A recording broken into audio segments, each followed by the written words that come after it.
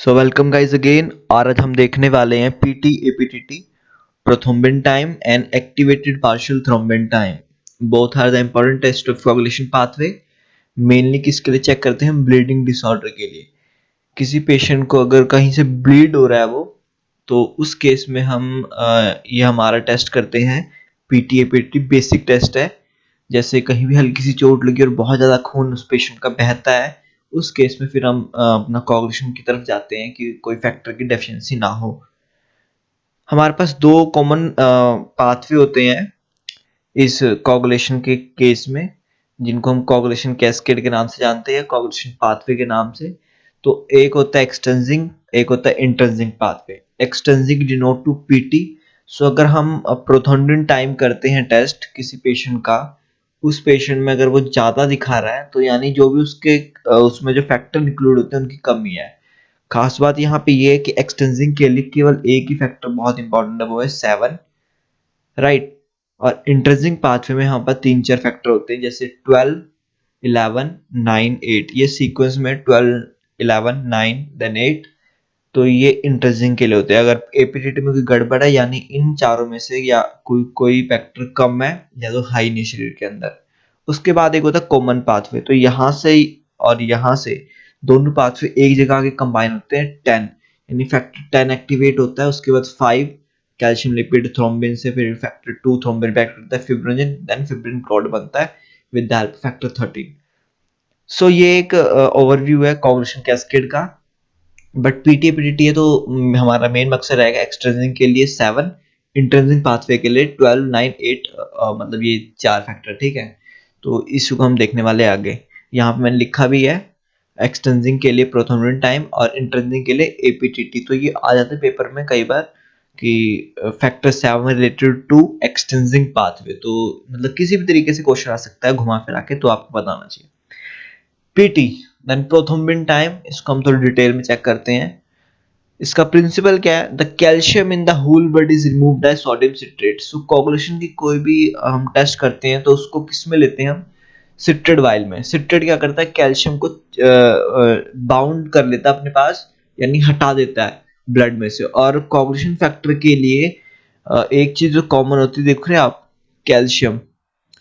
इसके बिना लास्ट तक ये क्लॉट बनेगा ही नहीं, ये बीच में आनी चाहिए। और बीच में यहाँ भी फैक्टर के बीच में इंपॉर्टेंट होता है, बट ऑल यहाँ तो बड़ा इंपॉर्टेंट है। तो यहाँ इंपॉर्टेंट यानी कि अगर यहाँ से चल के आ भी रहे हैं ये दोनों पाथवे, पर 10 से आगे जाने के लिए कैल्शियम जरूरी है, और सिट्रेट इसी को रिमूव कर देता है, तो आगे बनता नहीं, तो क्लॉट होता नहीं ब्लड, राइट। तो वही लिखा था, calcium in the whole body is removed by sodium citrate and prevent clotting. उसकी वजह से हम जो क्लॉट बनने वाला उसको रोक लेते हैं।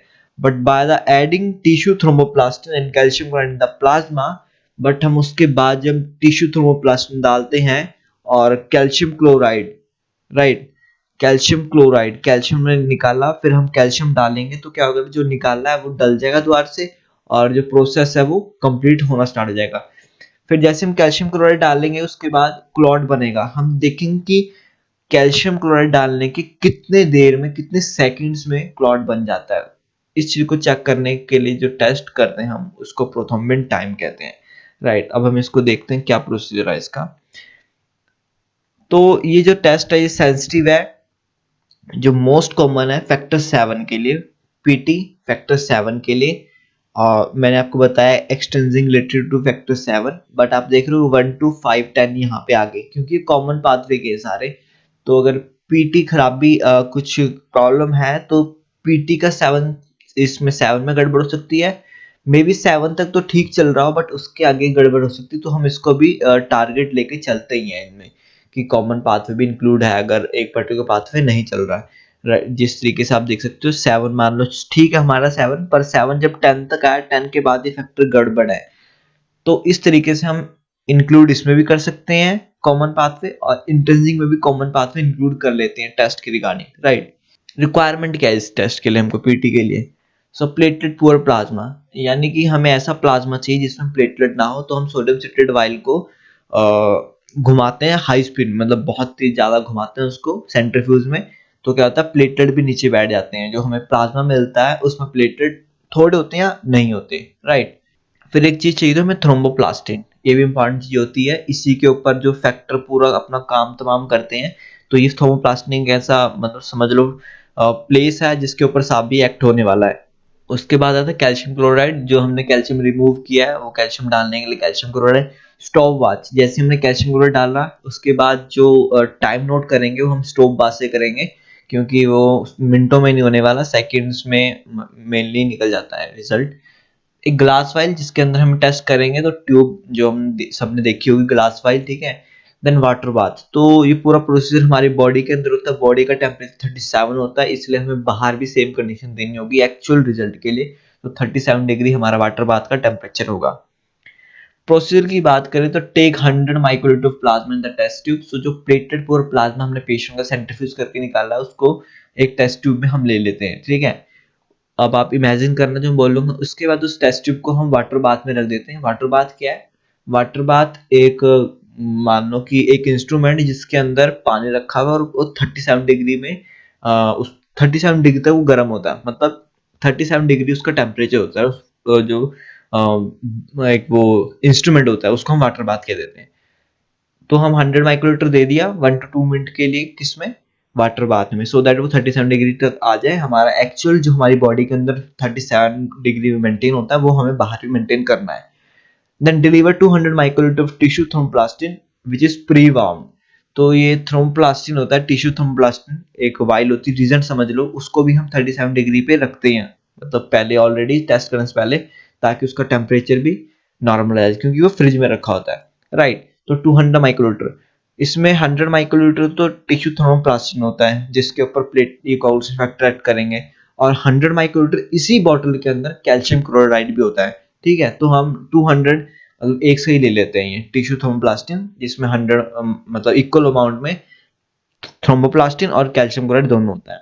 और जैसे हमने डाला इमीडिएटली हमें स्टॉप वॉच स्टार्ट कर देनी होती है। थोड़ा मिक्स करते हैं हम वाइल को, मतलब जो हमारी ग्लास वाइल इसको मिक्स करेंगे ताकि रीजेंट आपस में मिक्स करें और काम होना स्टार्ट हो, यानी कि क्लोटिंग होना स्टार्ट हो। तो हम थोड़ा थोड़ा ट्यूब को हिला के देख लेंगे, मतलब ग्लास वाइल है तो पता लग जाएगा कि क्लॉटिंग हुई है नहीं हुई। जैसे ही क्लॉट दिखा हमें हल्का सा बन चुका है तभी हम स्टॉप कर देते हैं, फिर रिजल्ट देख लेते हैं। बट उससे पहले बहुत इंपॉर्टेंट चीज है ये, पुट कंट्रोल ऑलवेज। सो ये टेस्ट करने के साथ साथ हमें एक ऐसा पेशेंट या तो पीछे से किसी मतलब कंट्रोल के थ्रू आता है वो, नहीं तो हम लैब में बना सकते हैं। अगर किसी का पता ही भाई इसको मतलब फैक्टर 7 की इसको कमी है, तो हम उस पेशेंट का भी कर सकते हैं टेस्ट कि मतलब एक तो सही आना चाहिए ना, कंट्रोल तो पॉजिटिव आना चाहिए, अदरवाइज कंट्रोल भी नेगेटिव आ रहा है तो फिर शायद हमारा प्रोसीजर करने का मेथड है वो गलत हो सकता है।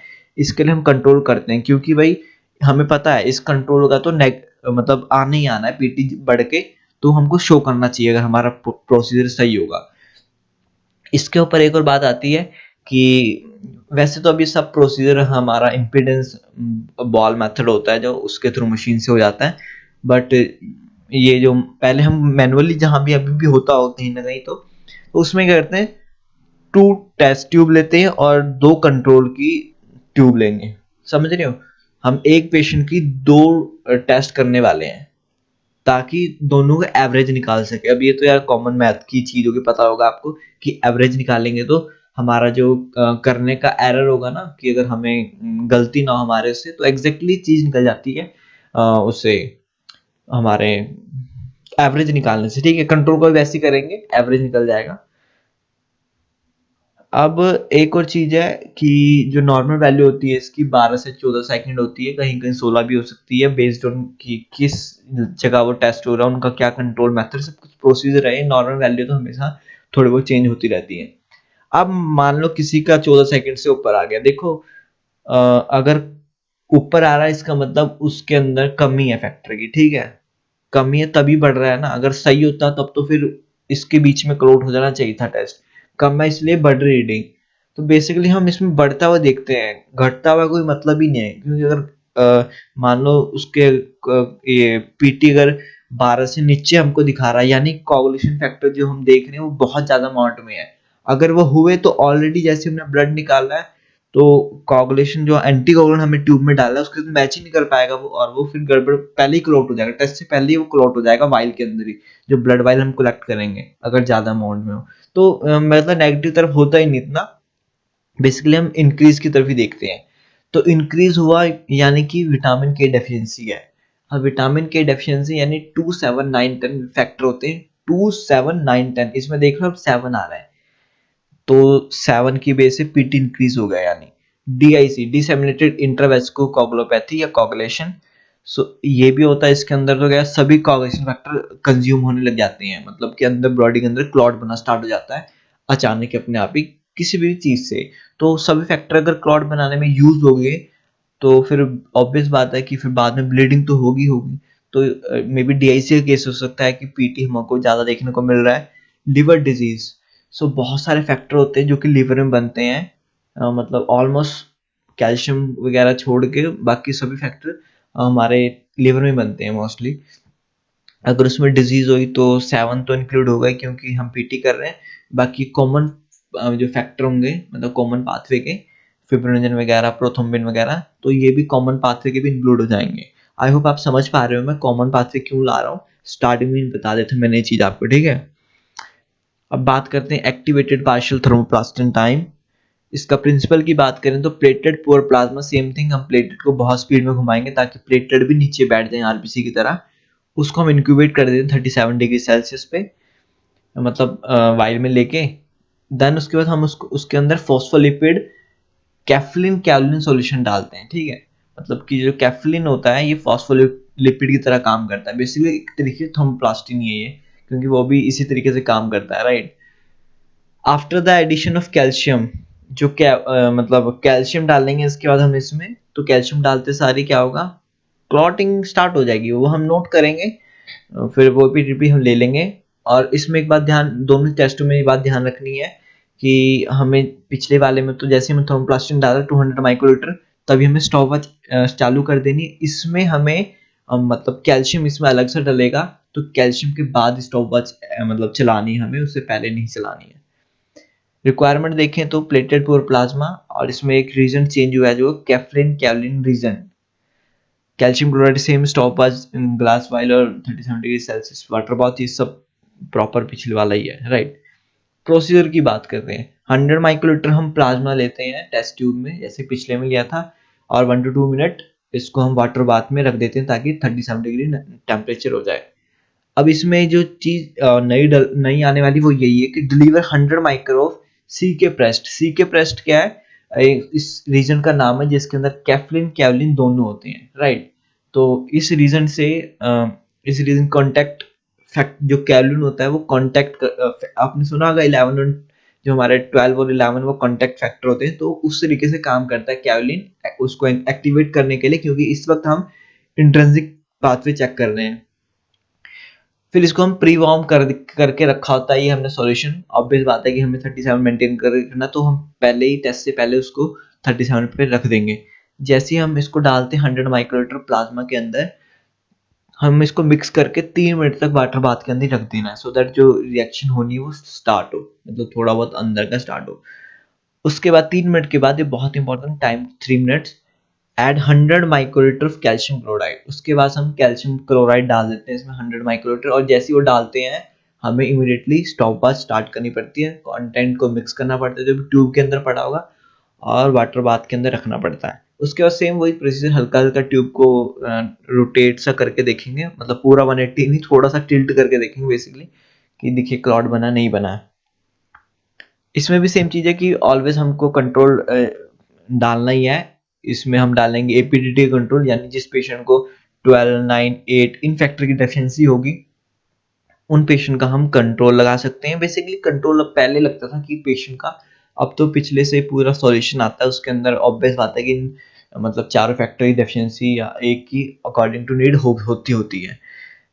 और अगर ज़्यादा हमें एक्यूरेसी चाहिए तो 2 हम टेस्ट की ले लेते हैं ट्यूब, और 2 ही ट्यूब हम कंट्रोल की भी लगा सकते हैं कि कोई गड़बड़ ना हो हमारे टेस्ट के प्रोसीजर करते वक्त, तो एवरेज निकाल के अच्छा रिजल्ट आ सकता है। नॉर्मल जो इसकी वैल्यू 25 से 32 सेकंड होती है इसकी नॉर्मल वैल्यू। अब सेम वही चीज़ है कि इसमें भी कम आया है, यानी कि एपीडी जो हमारे फैक्टर है वो बहुत ज़्यादा है।